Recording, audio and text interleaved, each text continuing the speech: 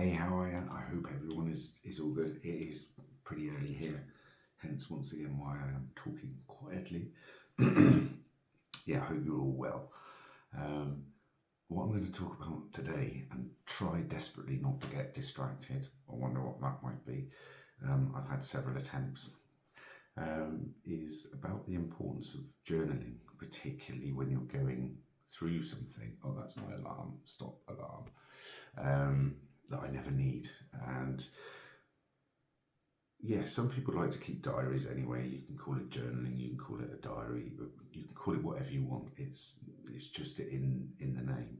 But when you're going through some sort of mental health thing, recovery journey, whatever, maybe just a blip in your life, it's a good idea to journal, because you can track your progress. You can work out what things work for you, what things are holding you back, things that have improved, either from the day before, from the week before, or the month before, or 2 months before, or whatever, and things that don't work for you, things that so-called trigger you. I don't really like using that word,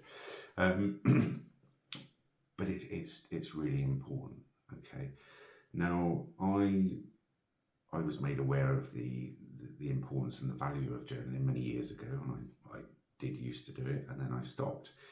While I was going through the coaching and therapy in 2021 to beat the complex trauma, my journaling was my push-up videos. They were also a focus for me, and sort of spreading different messages, which I've continued doing ever since. And when I first moved up here unexpectedly in the summer from Plymouth after a relationship had ended, I was not in a very good place. Deep post-relationship grief. I was missing Plymouth dreadfully. I was missing us. I was missing the ex-girlfriend. I was lamenting that part of my life being finally over. I was missing the cat. I was missing my mates down there. My 2 adult sons live in the city. I'd chosen to live in Plymouth, moving there in 2006, and I absolutely loved living down there. So I started journaling.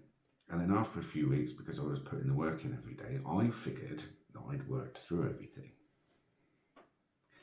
And I hadn't. And what I actually did is I decided I didn't need that journal anymore. So I deleted it, which is fine. Not many weeks after that, I realised that I wasn't out of the post-relationship grief, and I was still very much missing the city and all of the other stuff. So I had to start putting more work in. And I started up the journal once again. And I've kept at it since, even though I'm long out of the post-relationship grief stuff. And it's just something I do now, either before or after work. Some days I miss, sometimes I might be on catch up for a few days, but I put in there stuff I've observed, if you can get his words out, the good stuff, the funny stuff, learnings, things that have affected me, etc. Now, yesterday morning, not long after I got up, I realised that I was very homesick for Plymouth again, and I've only had that this year as I'm leaving the city, or just after I've got back up here. I've not had it like I had it yesterday, seemingly completely out of the blue. It didn't make any sense to me. Now, yesterday evening, once I got back from work and I did my journal, I started to look back through the last couple of days of my rambling writings, and then I realised that certain things had layered up to affect me yesterday. So on Friday evening, I was sent a video of one of my cats, who I was fortunate enough to be able to see the last time I went back to the city. So we have had conversations, and the air is all cleared, and we are happy going forwards as friends, with the understanding that it's sad that it didn't work. These are the reasons from both sides, which we both understood, yada, yada, yada, just to give you a bit of background there. So a video of one of the cats was sent doing the stuff that she did, and it was very nice to see her.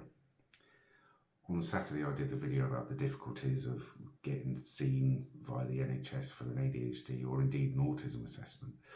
And after that video, I began to realise I felt very constricted up here. So my very long-term plan one day is to get back to Plymouth. That's not on the cards anytime soon anyway. But for people like us, knowing that for the next 58 weeks I am confined to this area, that gets to us. But then I worked through that on Saturday, so I thought, Sunday I had a conversation with a friend of mine, voice message conversation back and forth with a friend of mine who's travelling at the moment, and they were very homesick for the UK. They're away in Southeast Asia at the moment. And I was okay with that. And it was yesterday morning, about half an hour after I woke up, it came in, and it was not very pleasant. Now, additionally, on Sunday night, Monday morning, all I remember dreaming about is running around the woods that I used to run, walk and wheeze around whilst I was living down there. I used to absolutely love it, Bud's Head and Woodland Wood. My dream Sunday night seemed to be the whole night doing that. And when I woke up, I was exhausted. And it's not the first time I've had a dream where I've been very active and then I've woken up exhausted the following day. Once I looked back through the journal and realised these things had layered up, it then made sense why I was feeling that homesickness that I felt yesterday. By the end of the day, because I know as these things do, it was going to dissipate, and it did dissipate. It was almost gone by the time I went to bed. But for me, it's important to work out why I'm feeling certain ways. And if I can't just figure out in my head, which I often can, even if it's a few days later, being able to go back to something like diary entries and then go, oh, yeah, I'd forgotten about that. I'd forgotten about that. For me, it's really important. It's a good way of tracking progress, even through like minor blips like yesterday was. It's all good today. Do I miss Plymouth? To certain degrees, every single day, yes. Is it affecting me today? No, it's not. Yesterday was just one of those things, and I recognised certain things had layered up. So it's really important, particularly when you're going through something, to keep a journal, a diary, or whatever you want to call it, because you can track your progress and you can understand what works for you, what doesn't work for you, and then utilise those things in the future as you get better and better and better.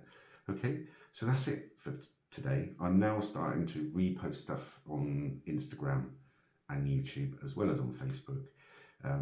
I've said a couple of times about how my views are increasing, but because I've changed my account, I get access to analytics now.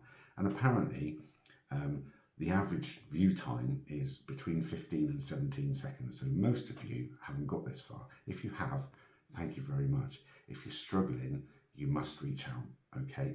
No one's on their own, and there's always something that can be done to help someone through something that they're struggling with mentally, okay? Let's see if this stops today. We know it's not going to. See?